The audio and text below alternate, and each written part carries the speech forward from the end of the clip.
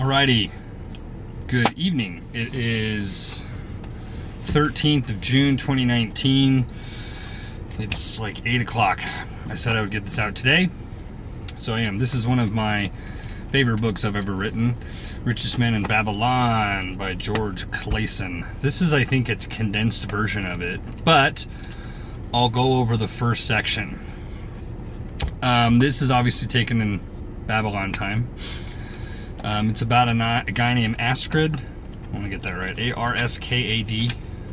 A-R-K-A-D. Arkad, sorry. And he is this really wealthy guy. And what it says in here is that he has his money work for him, number one. But the big thing is he's also super generous. So he doesn't keep it all to himself, but no matter how much he gives away, it seems to come back twofold. So there's a guy who's lucky enough, he's just a regular guy. If I remember in the full version, he's a blacksmith. So he makes stuff for the army, he makes stuff for royalty, things of that nature. Product placement. So he gets the chance to meet Arkad, and he's wondering how he acquired all his riches. This is such a basic concept, it's ridiculous. It's a little difficult to read because it's kind of like Old English, so it's a little hacked up. So, yeah, and it was written in 1926. So some of the language you'll see in there is contextually proper, but difficult to read. But anyways, what he tells him is, have you ever heard of paying yourself first? And the guy's like, no, I got bills to pay. I can't, there's no way I can afford to pay myself. And it says, here's the key phrase, a part of all you earn is yours to keep. So what Arkad tells him is save 10%. Now, this is the general rule of thumb that you probably heard, hey, you gotta save, you gotta save, you gotta save. In this book, it's you have to save for investment. Now, investment in that time was a learning curve. So to pay yourself 10% is what they did. So the mentee, the guy, getting all this information from Arkad, pays himself 10% for a year. At the end of the year, he goes back and he's telling him how excited he is that he saved up all this money. And what he did is he gave it to this bricklayer who's going to go, travel and get these rare jewels for him. The mentor's like, you're an idiot. Why would you trust a bricklayer to teach you or to scout or to buy rare jewels? He's a bricklayer. So more or less, he's being scammed. We've all been here. We all want the get rich quick. We all want the get skinny fast. We all want the now thing. So the foundation of this book obviously is hard work, and discipline adds up over time. Or as Gary Vee likes to say, look at the macro, the long term. What is it going to do on a scale of 10 years, 20 years, 50 years? Because when you're young, you don't realize how much time you have. Even me, I'll be 36 in a few weeks. That is super young. Even if I doubled that, if I worked for the next 30 years as hard as possible, what could I amass in everything? So that was the first thing, is hey, don't trust your riches in someone that is not an expert in their field. That was the basic thing that premise was about. So another year goes by and he says, oh, I made this investment. Who is it with? I forget what exactly it is, but it's an investment that they're a mastery in. So he's like, hey, you're learning. So he goes through this process, and eventually the mentor says, hey, look, I'm getting old. I'm going to heir you to do this. You're going to be kind of the heir to my legacy, and wants to teach other people. This is the astonishingly tragic part about all this is, oh, I forgot, before I get there. Another thing that's said in here is about wisdom. A lot of us, especially when you're very young, in your youth, before you're out of school, we think that wisdom is associated with age. Now, it is, but it's in either direction. Because I used to associate money or wealth, wisdom with age. So the older you are, you should make more money, you should have more knowledge than someone 10 years, 15, 20, 25 years younger than you. That is not the case.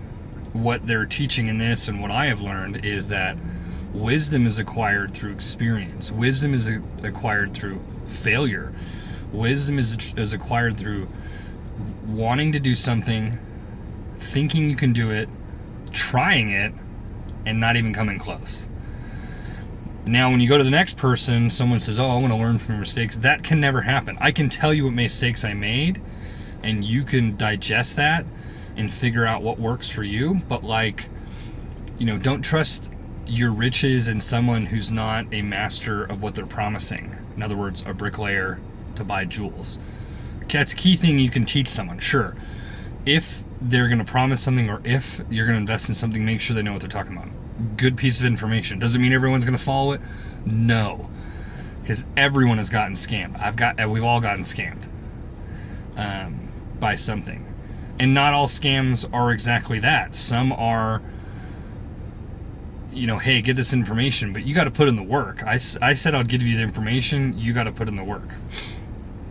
So sometimes, if we're not giving the full disclosure of what it is, we also feel robbed with that. So getting back to the error. So he tells these gentlemen, hey, look, pay yourself first. All the riches that you make, part of it is for you, that sort of thing. A part of all you earn is yours to keep. I'm going to have to try to remember that. A part of all you earn is yours to keep. And during the course of this chapter, it's very short. This book is really short. It goes over expenses, not living beyond your means. In other words, nowadays that would be credit. I know you need credit in order to get certain places. You need credit to get a house. You need credit to buy a car. Totally get it. But don't get a $20,000 credit card or a $5,000 credit card and you don't make that much money. If you can't pay it off, don't get it. I have 2 cards, 300 and 400. I can pay both of those off in 1 month. 2 months if I want to stretch it. But I know that building that, repeatedly using it and paying it off is helpful. But that's what he's stating. If you can't put your 10% away, it's because of XYZ. It's because you get Starbucks every day. It's because you go out to eat a lot. It's because whatever it is. And if I look at 10% of my monthly income, over a year, it'd be pretty good savings. And then put it into something else. And then it's a domino effect. How does your money work for you? In this case, it's, hey, you get other people to do your work. You you pay them a wage, and you make the difference. So you're a business owner. Jim Rohn has something where he talks about, I have a part in my seminar for children. You have buy 2 bikes, one to ride and one to rent. If you're doing like a paper route, great idea. If you get enough to buy a 3rd bike, a 4th bike, a 5th bike, kids who can't afford that, well, after they do their paper route enough, you've paid your bike off. So that's the beginning portion. This is an excellent, if you have kids, and if there's any teachers out there that are watching this, that'd be great. Try to put this into your curriculum. I don't care what you teach, whether it's math, English, whatever. This is an excellent book for them to realize earnings of money. I don't know why it's any different when it comes from somebody else. As a parent, when you tell them to do it, it's like, yeah, whatever, you don't know what you're talking about. But this is an excellent book for that. The next probably chapter of this is going to look a little weird.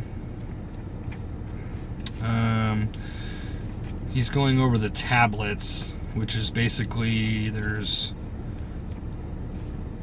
a number of kind of scribes that he goes over. So we'll go over that tomorrow. Hopefully it won't be this late. Maybe it will, maybe it won't. I'm actually going out of town tomorrow, so we'll see if I can read in the car and not throw up. I'm going out of town tomorrow, so hopefully tomorrow, Saturday, Father's Day, Sunday, and then Monday I can get the rest of this done. I truly like this. It's so cool. It's such a simple book to read, but I'm at the end of my time. Like, share, subscribe. I appreciate it, and I will talk to you tomorrow.